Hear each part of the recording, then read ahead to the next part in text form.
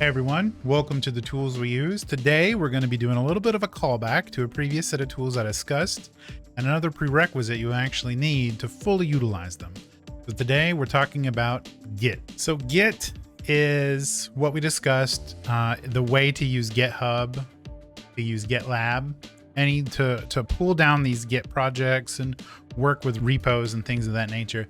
You've got to have Git downloaded and installed. So let's download it and install it real quick. What do you guys say? Click that. Oh no, secret.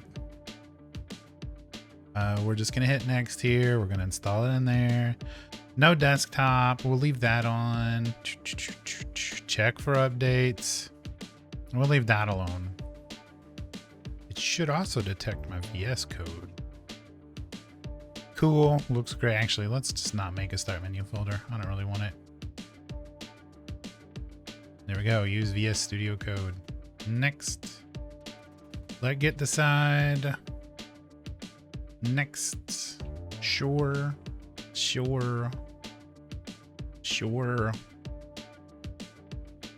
Cool.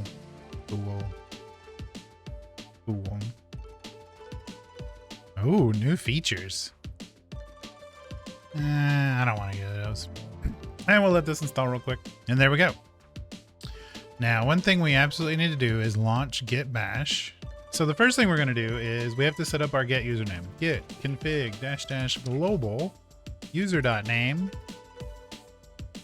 Bang. Then we also have to set our global email address. If you don't do these two things, it doesn't let you do much. So we will set that as well.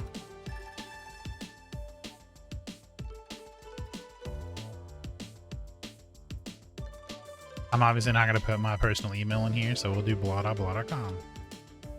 And then that's kind of it.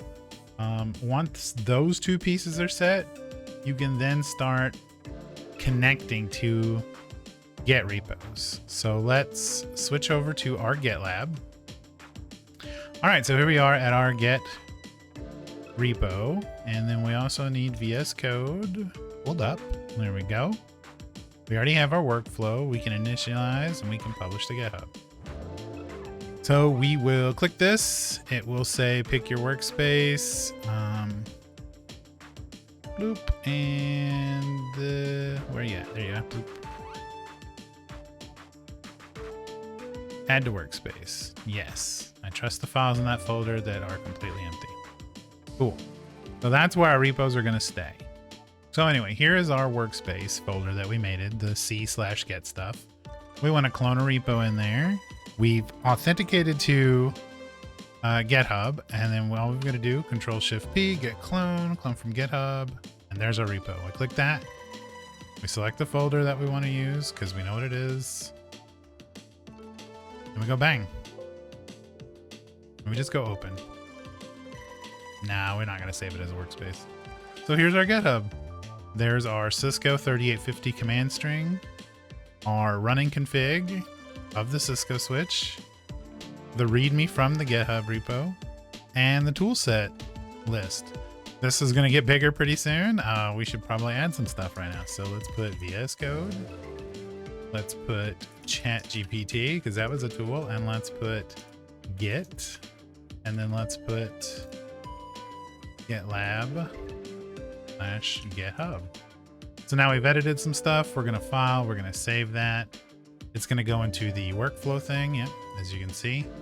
We're going to give a message. Updated toolset.md. And we're going to hit commit. Always stage my changes and then sync them and hit OK and don't show again. Oh my goodness.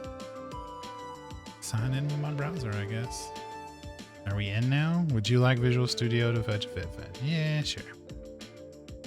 Now, go to the Git. Refresh our page here just in case.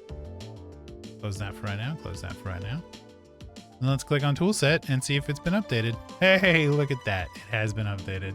So that's very cool. And now we're able to work remotely from our VS Code, make changes here. VS Code is a really cool We'll call it an IDE. It's not really an IDE. You know, really cool product for writing code and maintaining repos. And then we'll just file save. Added words. And we'll just do commit and sync. And then let's see if it's already updated. We'll have to refresh the page. I'm almost positive. We'll click here. We'll go tool set and boom. You can even see that it's got added words just now. So I pushed. And I mean, that's the beauty of Git, which is also the beauty of GitHub, which is also the beauty of GitLab, and probably a whole lot of other products that I'm not familiar with. So if you use other Git things, let me know where and how so that I can, you know, learn more about them. All right. And that's it for this episode of the tools we use. We learned how to install Git, configure it to sign into our GitHub, and let us use VS Code to push code from our local desktop up to the cloud, the internet. And now we can slowly start using that to clone repos down. We can use Git in other places to just pull repos down. So say we write a really cool script that we want on our Windows server. Well, we install Git on our Windows server and we say git clone blah, and then it grabs the entire file structure we need and it can do its job. So that's it. Don't forget to like and subscribe if you enjoy this content. Leave a thumbs down if you didn't, and let me know what you think about Git, and we'll see you in the next one.